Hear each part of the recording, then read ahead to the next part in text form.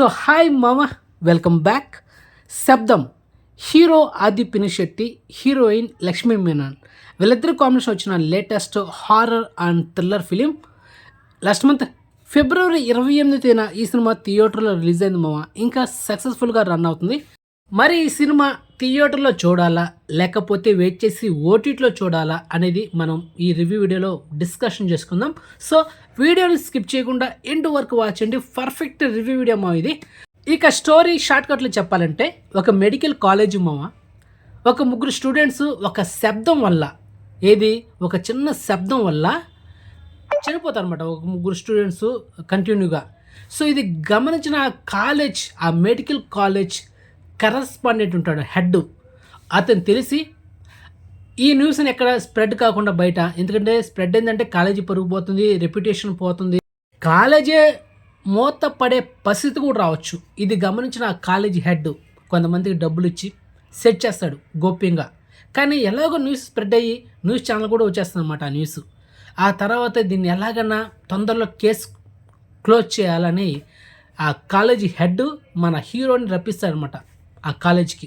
నీకు కొన్ని రోజుల వరకే టైం ఇస్తున్నా, ఈ గ్యాప్లో ఈ కేసు నువ్వు సాల్వ్ చేయాలా, అది నీకు వదిలేస్తున్నా, డిసైడ్ చేసుకొని ఆ కాలేజీ హెడ్ చెప్పేసి వెళ్ళిపోతాడు. ఇంకా మన హీరో తన వర్క్ స్టార్ట్ చేస్తారనమాట. తన దగ్గర కొన్ని మెటీరియల్స్ ఉంటాయి, అంటే దెయ్యాల నుంచి ఆ సౌండ్ వచ్చే మెటీరియల్స్. మీరు సినిమా చూస్తే మీకు అర్థం అవుతుంది. సో మన ఆది పినిశెట్టి, మన హీరో, సో ఎందుకు ఆ ముగ్గురు స్టూడెంట్స్ చనిపోయారు, సో దానికి రీజన్ ఏంటి అనేది ఇన్వెస్టిగేషన్ స్టార్ట్ చేస్తాడు మామ. ఎందుకంటే ఆ ముగ్గురు చనిపోయిన వ్యక్తులు ఉన్నారు కదా, స్టూడెంట్స్, వాళ్ళ ఫ్రెండ్స్ ఉంటారు. సో వాళ్ళ నుంచి కొంత ఇన్ఫర్మేషన్ గ్యాదర్ చేయడం, తర్వాత దానికి ఏంటి కారణం, ఎందుకు చనిపోవాల్సి వచ్చింది అనేది మీరు సినిమాలో చూస్తారు. ఇది మామ మూవీ ప్లాట్. ఇక సినిమాలో ప్లస్ పాయింట్ ఏంటి, మైనస్ పాయింట్ ఏంటి, నేను ఇచ్చే రేటింగ్, దాని గురించి మాట్లాడుకుందాం. మొదటిగా సినిమాలో ప్లస్ పాయింట్ విషయానికి వస్తే, స్టోరీ మామ, story telling, direction taking excellent, and especially second half screen play highlight అని చెప్పొచ్చు. లాస్ట్ ఒక 30 minutes మాత్రం చాలా ఎంగేజింగ్ ఉంటుంది, అండ్ ఒక మంచి ఎమోషనల్ సీన్స్ కూడా ఉన్నాయన్నమాట. సీనియర్ యాక్ట్రెస్ సిమ్రాన్ అండ్ అదేవిధంగా సీనియర్ యాక్ట్రెస్ లైలా గారు కూడా సినిమాలో యాక్ట్ చేశారు, అండ్ హీరోయిన్ లక్ష్మీ మీనన్ కూడా యాక్ట్ చేశారు అనమాట. వాళ్ళ క్యారెక్టర్లో యాక్ట్రెస్ పర్ఫార్మెన్స్ చాలా నీట్గా బాగా పర్ఫామ్ చేశారనమాట. అండ్ అదేవిధంగా చెప్పాలంటే సినిమాకి one of the big plus point music మామ. బ్యాక్గ్రౌండ్ మ్యూజిక్ ఎస్ఎస్ తమన్ ఈ రేంజ్లో ఇచ్చాడంటే నేను అసలు ఎక్స్పెక్ట్ చేయలేదు.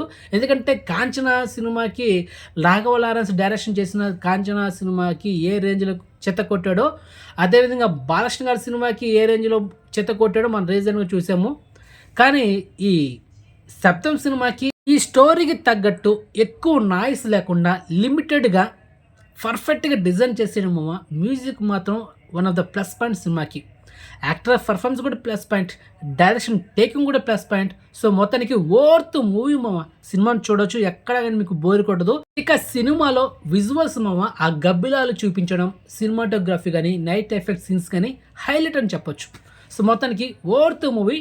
మీకైతే రికమెండ్ చేసిన, మీరు ఇంతవరకు ఈ సినిమా చూడకపోతే థియేటర్లో వాచ్ చేయండి మామ, అదిరిపోద్ది. అండ్ కొన్ని భయపెట్టే సీన్స్ కూడా ఉన్నాయి సినిమాలో, అది మ్యాటర్. సో ఫైనల్గా ఈ సినిమాకి నేను ఇచ్చే రేటింగ్ 5కి అవుట్ ఆఫ్ 3.5 మామ.